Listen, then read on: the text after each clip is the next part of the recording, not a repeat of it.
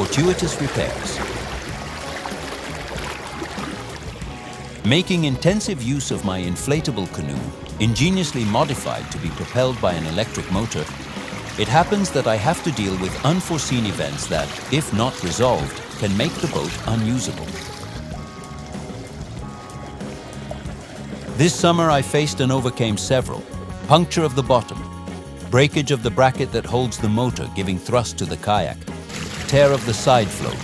Subscribe to the channel to see the full video and find out how I solved them.